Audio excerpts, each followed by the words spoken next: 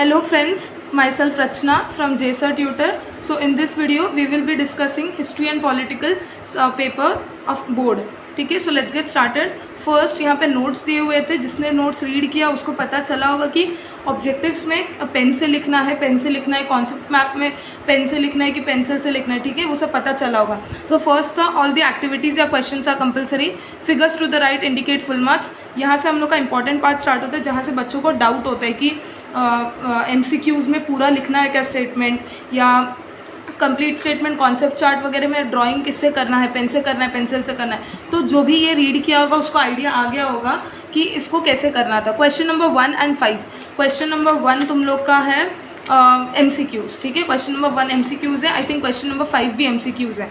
ठीक है, sorry, question number 1 to 5 are based on history and 6 to 9 are based on political science. तो 1 to 5 history पे based था और 6 to 9 क्वेश्चन पॉलिटिकल साइंस पे. Next, it is mandatory मतलब compulsory to write a complete statement as answer in question number 1A and 6.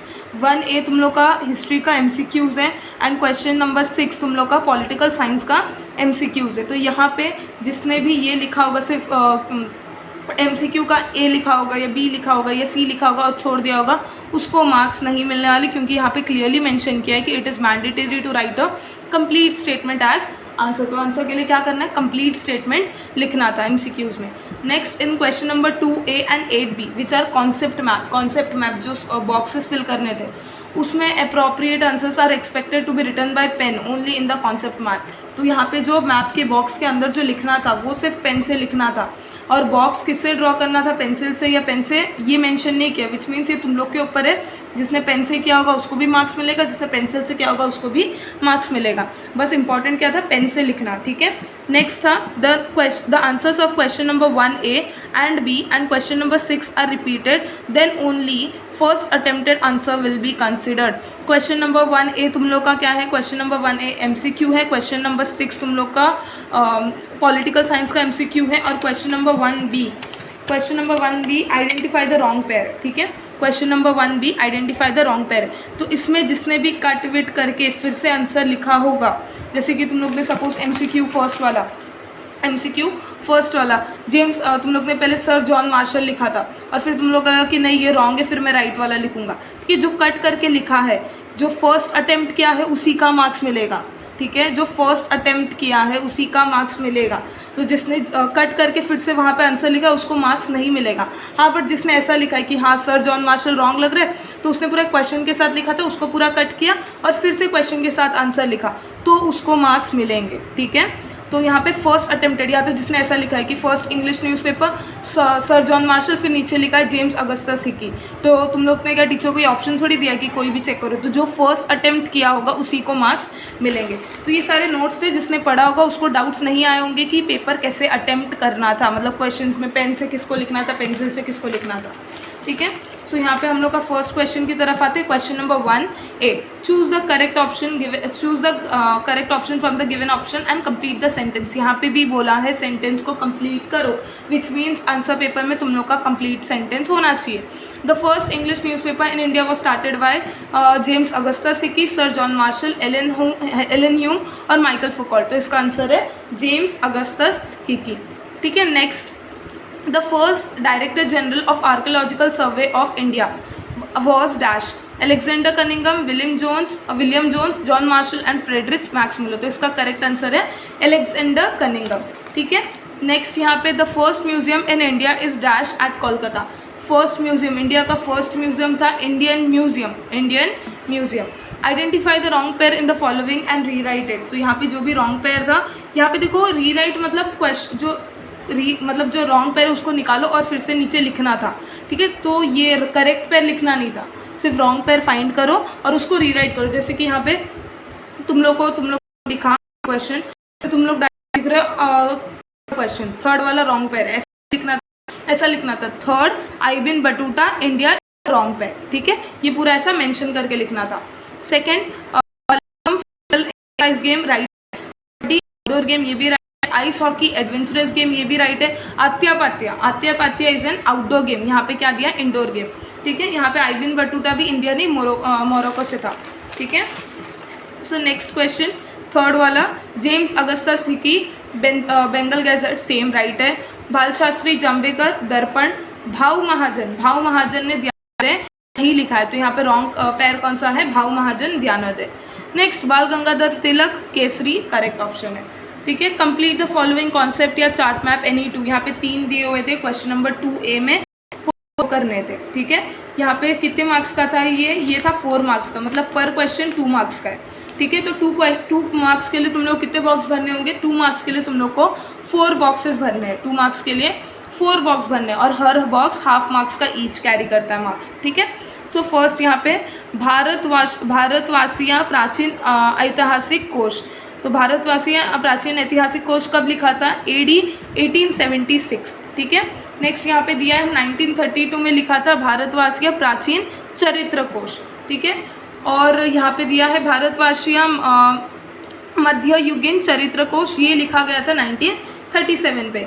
Next 1946 पे लिखा है भारतवासियाँ अर्वाचीन चरित्र कोश, ठीक है। तो यहाँ पे ये बॉक्सेस फिल करने थे। नेक्स्ट इंटरनेशनल स्पोर्ट्स, कुछ भी लिख सकते थे, ये बहुत इजी था, ऐसा कुछ नहीं कि टेक्स्ट बुक का ही देखना पड़ता। स्पोर्ट्स सबको पता है, football, cricket, volleyball, table tennis, cycling, volleyball, badminton, ठीक है।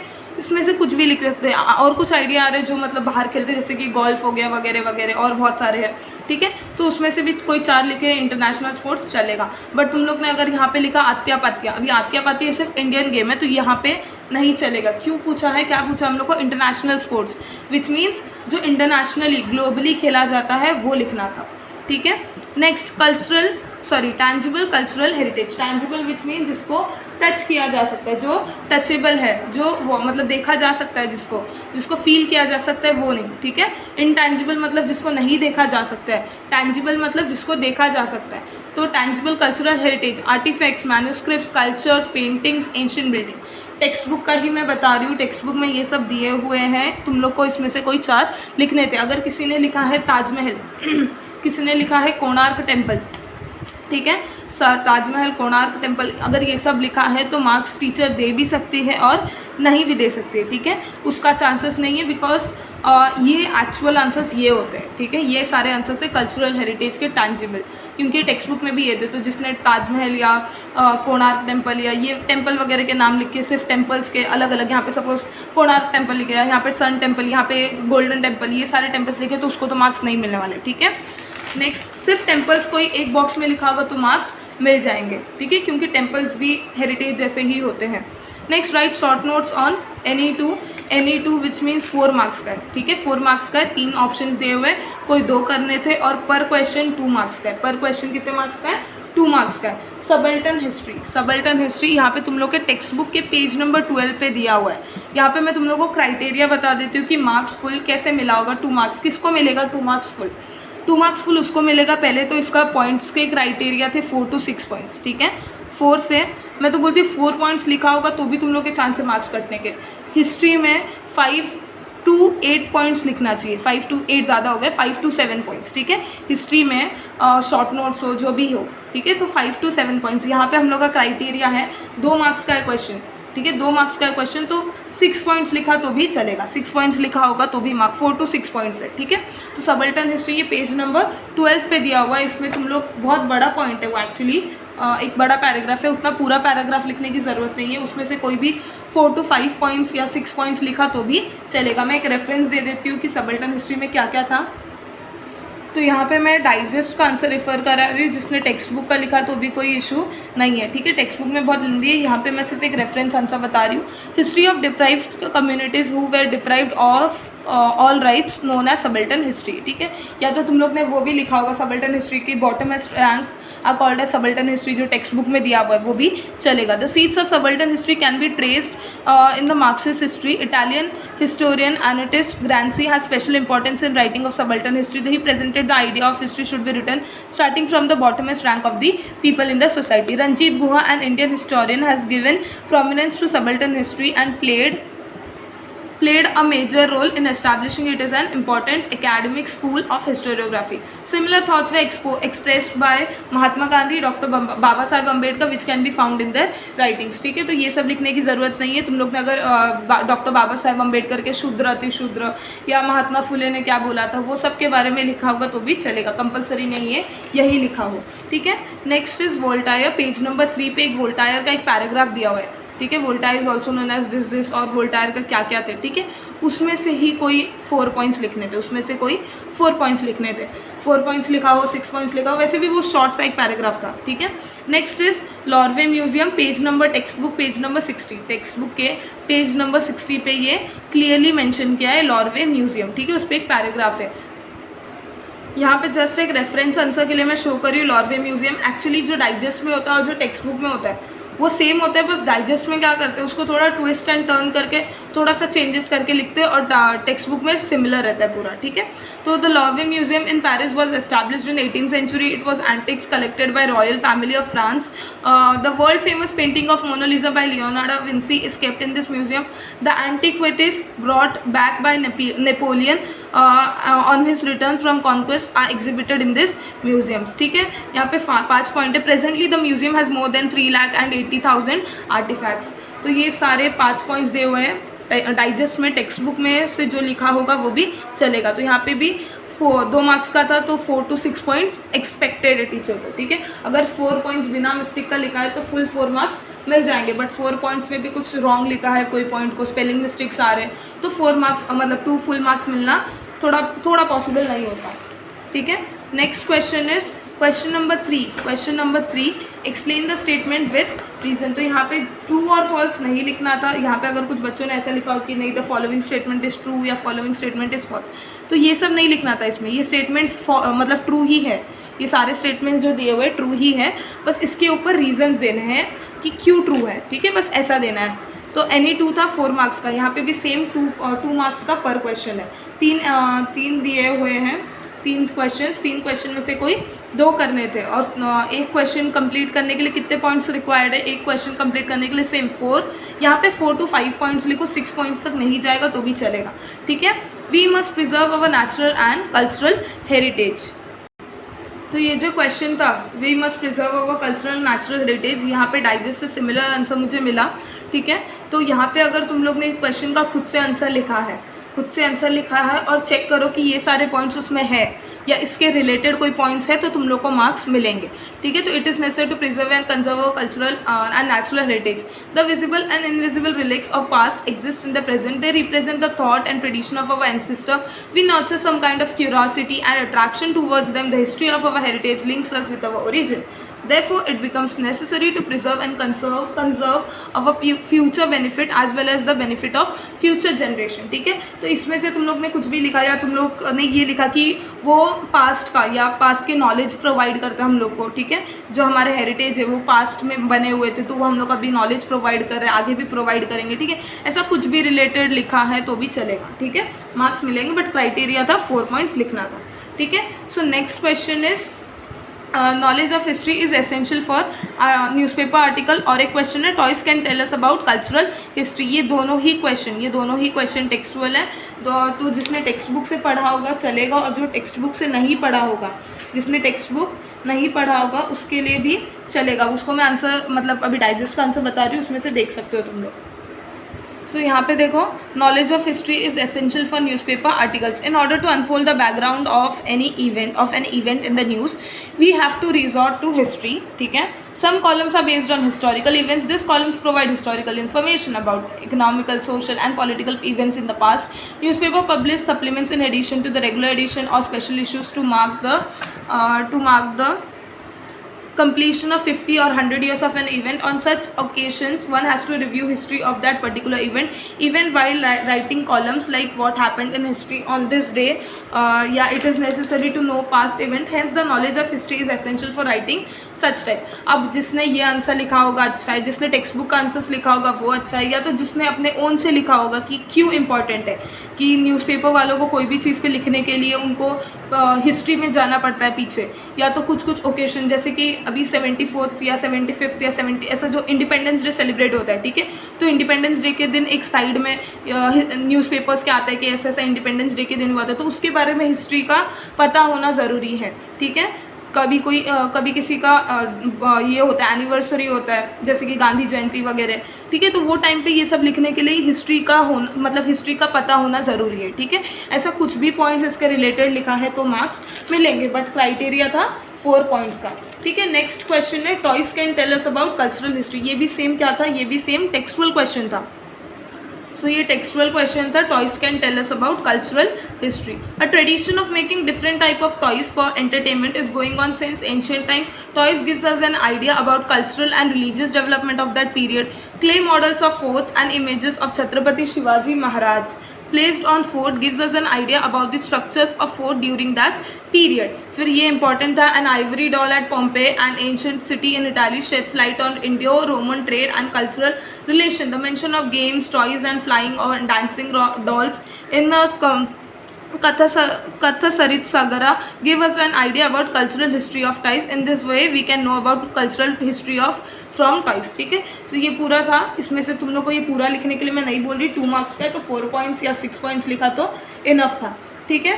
तो यहाँ पे इतना लिखना है, या तो अगर टेक्स्ट बुक से लिखा हो तो चलेगा, सेम इसका सिमिलर कुछ अपने ओन वर्ड्स में लिखा है तो भी चलेगा, ठीक है। नेक्स्ट क्वेश्चन देखो, नेक्स्ट क्वेश्चन क्या दिया हुआ है। Next question is running commentaries of cricket broadcasted by Bal J Pandit Akashvani were entertaining, ठीक है। अब यहाँ पे क्या दिया हुआ है, यहाँ पे बालजे पंडित, ये ऐसा कोई भी टेक्सुअल क्वेश्चन नहीं है, ऐसा क्वेश्चन कोई भी टेक्सुअल नहीं है, बट इसमें इसका आंसर अवेलेबल है कहाँ पे, पेज नंबर 51, टेक्स्ट बुक के पेज नंबर 51 पे एक बॉक्स है जिसमें पूरा बालजे पंडित के बारे में ही दिया है और उनके कमेंट्रीज कैसे थे इसके बारे में दिया है, ठीक है। तो तुम लोग अगर उसके वो पैराग्राफ में से कुछ भी लिखा होगा उसके रिलेटेड तो भी चलेगा, ठीक है। अब यहाँ पे देखो, मैं तुम लोग को बता देती हूँ कि बालजे पंडित के कमेंट्रीज में क्या यूनिक थे या क्या एंटरटेनिंग थे, यहाँ पे मैं बता रही हूँ, ये रिलेटेड आंसर भी लिखा तो भी चलेगा। तो यहाँ पे Bal Pandit was not only describe Bal Pandit not only describe the game but also gave information about the history of the playground, ठीक है। तो हम लोग को पूछा था कि running commentaries of cricket broadcasted by Bal J Pandit Akashvani were entertaining, तो क्यों एंटरटेनिंग थे ये सब लिखा होगा कि सिर्फ वो गेम के बारे में नहीं बट हिस्ट्री, प्लेग्राउंड के हिस्ट्री के बारे में भी इन्फॉर्मेशन देते थे। He also give information on players, history of their career etcetera. He would narrate anecdotes about the game and records made till date, ठीक है। नेक्स्ट ये भी है, he had a very good knowledge about the history of the player and the game, so his narration made the cricket commentary interesting and entertaining. तो ये page number 51 में है already available, तुम लोग ने अगर उसका लिखा, ये और वो सेम ही है, ठीक है। तो ये लिखना कंपलसरी था, ये सारी चीज़ें इसके पॉइंट्स या तो टेक्स्ट बुक के पॉइंट्स, ठीक है। यहाँ पे भी सेम 4 पॉइंट्स का क्राइटेरिया था। Next question number 4, main question number 4, read the following extract and answer the question. ये 4 मार्क्स का था, 2 मार्क्स तो मेरे को लग रहा है आराम ने सब लोग ने गेन किया होगा, ठीक है। रीड करके सामने ही दिख रहा था, मैं पूरा रीड नहीं करी, मैं डायरेक्ट आंसर शो करी हूँ। Where was the Sohgaura copper plate found, तो Sohgaura copper plate was found at Sohgaura district Gorakhpur Uttar Pradesh, ठीक है, इतना लिखना था। Next, in which script is Sohgaura copper plate, तो ब्राह्मी, ठीक है, the inscription on it is in Brahmi script. Next, ये जो है ये पैराग्राफ में नहीं थे, खुद से लिखना था, खुद के दिमाग को थोड़ा सा यूज़ करके। Explain the importance of Sohgaura copper plate as a source of history, तो सहागुरा कॉपर प्लेट का इम्पोर्टेंस क्या है हिस्ट्री में, तो यहाँ पे वो एक रिलायबल सोर्स प्रोवाइड करता है, ठीक है, फैक्ट्स नरेट करता है, मिथ्स जो होते हैं कि नहीं ये झूठों चीज़ों को अवॉइड करता है, ठीक है, हिस्टोरिकल एविडेंस प्रूफ करता है। तो ऐसे सारे पॉइंट्स हैं कि इम्पॉर्टेंट क्या है, ये सारे इंपॉर्टेंस में ऐसे कुछ भी पॉइंट्स लिखे होंगे अपने ओन से तो भी चलेगा, ठीक है। ये भी सेम 4 to 5 लाइन्स का लिखना था, उससे ज़्यादा लिखने की ज़रूरत नहीं है, ठीक है। यहाँ पे मैं सिर्फ एक पॉइंट्स दे रही हूँ कि जैसे कि इंस्क्रिप्शन बहुत रिलायबल सोर्स प्रोवाइड करते, फैक्ट्स नरेट करते, ये सारी चीज़ें इंस्क्रिप्शन करते हैं, ठीक है। तो ये सारी चीज़ों में तुम लोग ने लिखा होगा तो मार्क्स टीचर दे देगी। Next question, answer the following questions in detail any 2, यहाँ पे कोई 2 करने थे। How can we correlate applied history with our present. पहले तो NE2 था 6 मार्क्स के लिए, NE2 था 6 मार्क्स के लिए, विच मीन्स पर क्वेश्चन 3 मार्क्स का, 3 मार्क्स का एक क्वेश्चन है, तो मिनिमम इसमें 6 to 8 पॉइंट्स चाहिए। कितने पॉइंट्स चाहिए? अभी तक तुम लोग 4 to 6 पॉइंट्स लिख रहे थे, अभी इसमें तुम लोग को मिनिमम 6 और मैक्सिमम 8 या 9 जहाँ जाता है, ठीक है, 9 एक्स्ट्रा इनफ होता है, ठीक है। तो how can we correlate applied history with our present, ये टेक्सुअल क्वेश्चन था, how can we correlate, applied history का चैप्टर में से आएगा, ठीक है। Next, right in detail history of Akashvani, ये पेज नंबर 34 पे दिया, ये पेज नंबर 34 आकाशवाणी के बारे में दिया हुआ है, तुम लोग चेक कर के बारे में लिखना, ठीक है। Next, explain the difference between outdoor and indoor games, ये तो बहुत मतलब ये बच्चों ने लिखा ही होगा कि आउटडोर गेम्स बाहर खेलते हैं, ग्राउंड में खेलते हैं, इंडोर गेम्स घर के अंदर खेलते हैं, आउटडोर गेम्स का एग्जांपल दिया होगा, इंडोर गेम्स का एग्जांपल दिया होगा।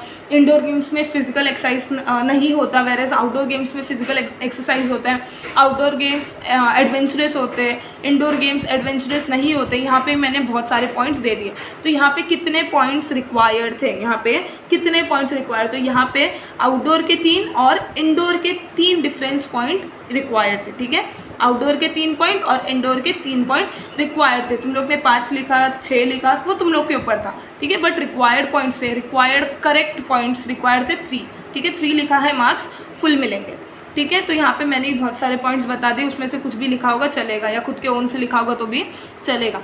Next, what are the professional opportunities in tourism and hospitality industry available to history students, ये सारे का आंसर मैं शो करती हूँ, यहाँ पे मैं डाइजेस्ट से शो करी हूँ, जिसने टेक्स्ट बुक से लिखा होगा तो भी चलेगा। तो फर्स्ट का, how can we correlate applied history with our present, तो इसका आंसर तुम लोग को चैप्टर अप्लाइड हिस्ट्री में मिल जाएगा, ये टेक्सचुअल क्वेश्चन ही था। सो यहाँ पे आंसर देखो, ये बहुत लेंदी है, एक्चुअली ये ब्रीफ वाला आंसर है, तो तुम लोग को कितने पॉइंट्स लिखने थे, तुम लोग को ये पूरा लिखने की ज़रूरत नहीं थी, तुम लोग को 6 to 8 पॉइंट्स लिखने का कंपलसरी था, ठीक है। तो history gives us knowledge about the events that happened in the past, applied history helps us in the understanding how the knowledge can be put to use for our benefit as well as for our benefit of our future generation. Next, applied history correlated with our present in the following ways, ठीक है। अब यहाँ से important points cover up हो रहे हैं, ठीक है, इंपॉर्टेंट पॉइंट्स यहाँ से स्टार्ट हो रहे हैं। Knowledge of our past helps us in deciding our course of action in present. The heritage of our ancestors exists in tangible and intangible form. We have the curiosity to know more about our part because they represent the creative thoughts and tradition of that period. ठीक है, और आगे भी है answer, और आगे का भी मैं बता देती हूँ। और आगे आंसर में, with the help of applied history we can not only come to know about the heritage but also conserve and preserve it. We can be better equipped to face social challenges in the present because the knowledge of contemporary social issues and incorporate them in the social planning. The direction of future development is decided when we rightly analyze our present with our knowledge of the past acquired through applied history, ठीक है। तो यहाँ पे तुम लोग को NE2 लिखने थे, ठीक है, NE2, तो एक क्वेश्चन 3 मार्क्स का, ठीक है, 3 मार्क्स का, टीचर एक्सपेक्ट करिए 6 पॉइंट्स, ठीक है। तो तुम लोग को ये जो मेन पॉइंट्स है ना, यहाँ पे जो लंबे पॉइंट्स है, उसको इतना लेंदी ना लिखा हो, लेकिन ये पॉइंट्स कवर किए होंगे, 4 पॉइंट्स और थोड़ा सा इंट्रोडक्शन, तो फुल मार्क्स मिल जाएगा। मतलब 6 to 8 पॉइंट्स में अगर लिखा होगा तो मार्क्स मिल जाएगा, ठीक है। बट तुम लोग ने अगर सिर्फ इंट्रोडक्शन ही लिखा है, तुम लोग ने अगर इसका जो इंट्रोडक्शन था, यहाँ पे देखो, यहाँ पे इंट्रोडक्शन था, तो अगर तुम लोग ने यही इंट्रोडक्शन को काउंट कर लिया 4 पॉइंट्स और 2 पॉइंट्स सिर्फ लिख रहे हो, तो मार्क्स नहीं मिलेंगे फुल, ठीक है। यहाँ पे सारे पॉइंट्स कवर करने थे, अप्लाइड हिस्ट्री क्यों कोरिलेट करता है, और फिर थोड़ा सा इंट्रोडक्शन स्टार्टिंग में देना था, ठीक है। Next, right in detail history of Akashvani, तो ये क्वेश्चन जो है हिस्ट्री ऑफ आकाशवाणी, ये नॉन टेक्सुअल क्वेश्चन है, और इसका आंसर मैंने बोला, इसका आंसर तुम लोग को पेज नंबर 34 पे मिल जाएगा, और मैं डाइजेस्ट से भी बता रही हूँ, सेम 34 वाली चीज़ें ही यहाँ पे लिखे हुए हैं। Indian Broadcasting Company, a private company, a private radio company, was taken over by British government in 1927 and was named Indian State Broadcasting Service, that is ISBS. On 8th of June 1936, it was renamed as All India Radio, that is AIR, ठीक है। AIR became integral part of the Ministry of Information and Broadcasting after independence. It was renamed Akashvani on the suggestion of Pandit Narendra Sharma. Initially, it used to broadcast government's programs and schemes. Later, it started broadcasting various entertainment, awareness, creating and literary programs. Akashvani started Vivid Bharati programs. It broadcasts special programs for farmers, workers, youth, women, etc. Vivid Bharati programs are broadcast in 24 regional language and 146 dialects. ठीक है, तो ये एक मैंने पूरा overview दिया, इतना पूरा नहीं लिखा होगा तो भी चलेगा, एक शॉर्ट में उसका रिव्यू देना था. ठीक है, कि क्या क्या चेंजेस हुए हिस्ट्री ऑफ आकाशवाणी में अभी तक. ठीक है, नेक्स्ट क्वेश्चन था explain the difference between outdoor indoor. मैंने बता दिया आउटडोर इंडोर, उसमें से कुछ भी लिखा होगा चलेगा, कि आउटडोर बाहर खेला जाता है, इंडोर घर के अंदर. आउटडोर एडवेंचरस होते हैं, इंडोर एडवेंचरस नहीं होते. आउटडोर में एनर्जी ज़रूरत होती है, इंडोर में एडवेंचरस एनर्जी की उतनी ज़रूरत नहीं पड़ती. ठीक है, तो ये सारे पॉइंट्स वही है. Next, what are the professional opportunities in the tourism and history industry available for history students. तो इसका आंसर यहाँ पे देखो ऐसा है, the following fields are related to tourism. Hotels, यहाँ पे क्वेश्चन देख लो एक बार, what are the professional fields associated with via tourism.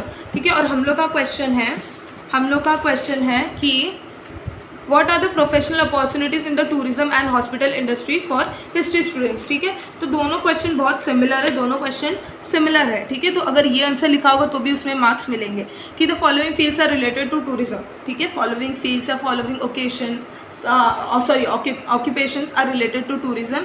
तो hotels, lodging and boarding services, shop selling food items and catering services, a revival or boost to handicraft and cottage industry which resulting in economic well-beginning of the skilled craftsmen. Demand for industries affiliated to hotel industry like dairy industry, agro industry which supplies vegetables, fruits, fish and meat increases. Transport services which are required by tourists such as bus, auto rickshaw, taxi increase in numbers. ठीक है, तो ये सारी चीज़ें ऐसा तुम लोग बता सकते हो कि ये सारी चीज़ें क्या होती है, ये सारी चीज़ें अवेलेबल है, ये सारी अपॉर्चुनिटीज़ अवेलेबल है किसको, हिस्ट्री स्टूडेंट्स को in tourism and hospitality.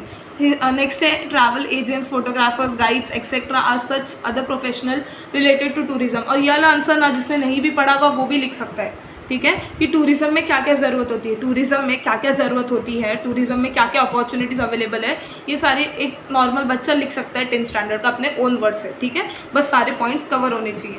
Next, यहाँ पे हम लोग का हिस्ट्री कंप्लीट हुआ और क्वेश्चन नंबर 6 to 9 जो लास्ट है वो है पॉलिटिकल साइंस. तो choose the correct option from the given. ठीक है, और complete the statement. Sentence complete करना था, जिसने सिर्फ ऑप्शन लिख के छोड़ा है उसको मार्क्स नहीं मिलेंगे. The essence of democracy is dash. First है universal adult franchise, second decentralisation of power, policy of reservation of seats, next is judicial decision. तो option number B decentralisation of power. Next, in the pre-independence period dash tribe from Orissa revolted against the British rule. तो answer is Gond. Koli, Gond, Bhilla और रामोशी, इसमें से correct option is Gond. State whether the following statements are true और false. यहाँ पे true है कि false है वो बताओ एंड देन उसके रीजंस दो.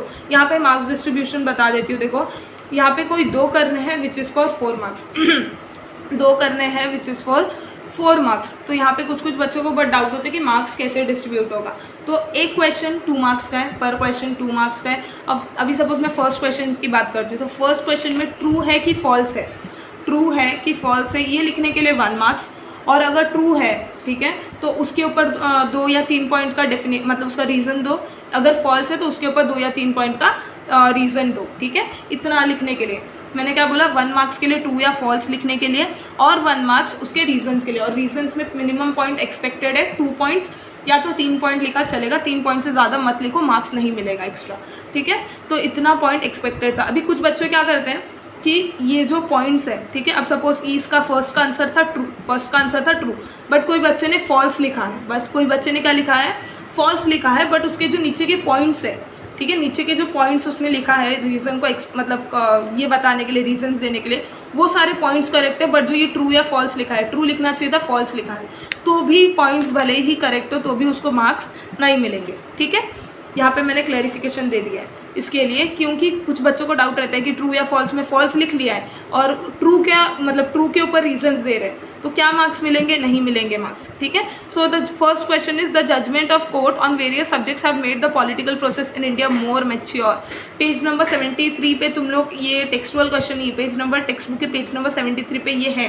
ठीक है, इसके बारे में है कि पेज नंबर 73 पे क्या दिया हुआ है कि ह्यूमन राइट्स. ठीक है, ह्यूमन राइट्स और ये सारे right to education, right to safety, ये सारे जो पॉलिटिकल जजमेंट्स पास हो रहे, जुडिशरी एक्शन हो रहे, उसके वजह से पॉलिटिकल प्रोसेस में मैच्योरिटी आ रही है, ठीक है। ऐसे सारे रीजंस देने थे और इसका करेक्ट आंसर है ट्रू, ठीक है। तुम लोग पेज नंबर 73 ओपन करोगे तो तुम लोग को दिख जाएगा। Next, the state government decides as to when and in how many stages the election would be held in particular state. तो यहाँ पे करेक्ट ऑप्शन, यहाँ पे ये फॉल्स है, ठीक है। स्टेट गवर्नमेंट डिसाइड नहीं करता, तो यहाँ पे फॉल्स है, इसका रीजन में ये आएगा। ये टेक्सचुअल क्वेश्चन था, देखो टेक्सचुअल क्वेश्चन दिया हुआ है, the state government decides as to when and in how many stages the election would be held in a particular state. तो पहला लिखना था the above statement is false या द स्टेटमेंट इज फॉल्स, ठीक है। Reasons, the entire process of conducting election is interested and managed by the election commission, ठीक है। If this responsibility is given to the state government it may adopt a biased approach, hence the constitution has formed the election commission, an independent body to carry out the responsibility. Therefore it is decided by the election commission as to when and in how many stages it will conduct election, ठीक है। तो state government नहीं करता ये सारे काम करता है इलेक्शन कमीशन, ठीक है। ये सारे काम कौन करता है? Election commission. Next, last question, consumer movement came into existence. Consumer movement came into existence, इसका आंसर है true. Consumer movement came into existence, इसका रीजंस बताती हूँ मैं। तो यहाँ पे देखो reasons, the consumer face different problems, the consumer faced different problems because of changing economy and social system. Adulteration, increase the cost of products, and faulty weights and measures are some of the problems faced by consumers. To protect the consumer from such frauds, the Consumer Protection Act was passed in 1986. The consumer protection movement was started to create awareness among the consumer about their rights and their safety, ठीक है। इसमें से कोई इतने लंबा points लिखने की जरूरत नहीं थी, 4 पॉइंट्स जो दिए हुए, कोई 2 पॉइंट्स लिखे होंगे तो भी चलेगा, ठीक है, क्योंकि 1 मार्क्स फॉर ट्रू या false and 1 marks for reasons, ठीक है। यहाँ पे हम लोग का स्टेट ट्रू और फॉल्स कंप्लीट हुआ। नेक्स्ट क्वेश्चंस आते हैं, एक्सप्लेन द कॉन्सेप्ट या write the following concept any one, multi party system और वाटर रिवोल्यूशन। तो वाटर रिवोल्यूशन ये जो है पेज नंबर 95 पे दिया हुआ है, टेक्स्ट बुक के पेज नंबर 95 पे एक दिया हुआ है ग्रीन कलर के बॉक्स में, ठीक है। वो लिखना था, कोई 4 पॉइंट्स, ये भी सेम एनी वन 2 मार्क्स का, 2 मार्क्स का तो 4 to 6 पॉइंट्स ही लिखने थे, उससे ज़्यादा नहीं लिखना था, ठीक है। और ये जो मल्टी पार्टी सिस्टम है, मल्टी पार्टी सिस्टम, ये पेज नंबर 76 और 77 पे है, ठीक है। ये बहुत शॉर्ट सा था, मेरे को नहीं लग रहा कोई भी मल्टी पार्टी सिस्टम लिखा होगा, कोई भी बच्चा, सब लोग ने वाटर रिवोल्यूशन ऑप्ट किया होगा ऑफकोर्स, बट मैं multi party system page number 76 और 77 पे है, ठीक है। चलिए तो मैं आंसर यहाँ पे मैंने लिखा भी है, आई विल शो यू। यहाँ पे देखो छोटा सा है एकदम, वी हैव ऐसा स्टार्ट होता है, we have a multi party system in our country, ठीक है। New parties continue to be form, split in the parties results in the formation of new parties, ठीक है। ये पेज नंबर 76-77 पे इतना ही दिया है मल्टी पार्टी पे, बट किसी के डाइजेस्ट में अगर इसको लॉन्ग करके दिया या किसी बच्चे ने इसको थोड़ा लेंदी करके लिखा होगा तो भी मार्क्स मिल जाएंगे, क्योंकि ये मल्टी पार्टी सिस्टम में कुछ है ही नहीं, मतलब टेक्स्ट बुक में भी कुछ दिया ही नहीं है, सिर्फ इतना सा पॉइंट्स दिया हुआ है, ठीक है, मल्टी पार्टी सिस्टम पे। तो ये मल्टी पार्टी सिस्टम हो गया, और मैंने बोला वाटर रिवोल्यूशन कहाँ पे, पेज नंबर 75 पे है। Next, do as directed, process of election, यहाँ पे कंप्लीट द कॉन्सेप्ट चार्ट है, यहाँ पे 4 बॉक्स खाली दिए और 4 बॉक्स खाली दिए, मतलब हर बॉक्स हाफ मार्क्स का है और 2 मार्क्स तुम लोग को इसमें मिलने वाले थे। First, establishment of constituencies, next finalising voters list, third, nomination of candidates and scrutiny of the nomination form, election campaign, actual voting और फिर काउंटिंग ऑफ वोट्स। अब जिसने ये पूरे सीक्वेंस को उल्टा किया होगा, जैसे एक्चुअल वोटिंग को पहले लिखा फिर फाइनलाइजिंग वोटर लिस्ट, तो मेरे को नहीं लगता उसको मार्क्स मिलने वाला है, ठीक है, क्योंकि ये पूरा सीक्वेंस इंपॉर्टेंट है, ठीक है। तो ये ऐसा 2 मार्क्स डिस्ट्रीब्यूटेड है। Next, regional parties in Maharashtra, parties in Maharashtra, page number 89 पे एक बॉक्स दिया हुआ है, रीजनल पार्टीज इन महाराष्ट्र और उसके वोट्स, ठीक है, पेज नंबर 89 पे तुम लोग उसको रिफर कर सकते हो। यहाँ पे उसमें से ही मैंने कुछ निकाले हैं, peasants and workers party, Shiv Sena, Maharashtra Navnirman Sena, Samajwadi party, ठीक है। ये सारे रीजनल पार्टी, जिसने भी कांग्रेस वगैरह लिखा है वो सारे रीजनल पार्टीज नहीं है, महाराष्ट्र के अंदर जो छोटे छोटे पार्टीज है उसको रीजनल पार्टीज बोलते हैं, ठीक है। Next, answer in brief, last question number 9, और which decisions of the court has resulted in protection of honour and dignity of women. तो यहाँ पे देखो ये एनी 1 2 मार्क्स का, यहाँ पे हम लोग को पॉइंट्स लिखने थे 4 to 6, ठीक है, 4 पॉइंट या 6 पॉइंट, मिनिमम 4 मैक्सिमम 6। तो यहाँ पे देखो आंसर दिया हुआ है, which decision of court has resulted in the protection of honour and prestige of women. So answer starts. The apex court has given several judgments which have helped in the protection and honor and prestige of women. Court gave judgment on the right to alimony as well as right to equal remuneration. Women have an equal share in the property of husband and father. This gave them financial security. Women were allowed access to all religious places. The act against domestic violence is also very important in the direction of women empowerment. All these acts emphasize the need to protect women and protect their self-esteem and dignity, rejecting the traditional forms of domination and authorization. ठीक है, यहाँ पे देखो digest में भी दिया है कि no details are given in the textbook. ऐसे पूरे डिटेल्स नहीं है, डाइजेस्ट में थोड़ा सा लंबा है तुम लोग को, लेकिन इतना लेंथी लिखने की ज़रूरत नहीं है. तुम लोग को कोई 4 पॉइंट्स लिखने थे, 4 to 6 पॉइंट्स. ठीक है, उससे ज़्यादा लिखने की ज़रूरत नहीं है क्योंकि सिर्फ 2 मार्क्स का है.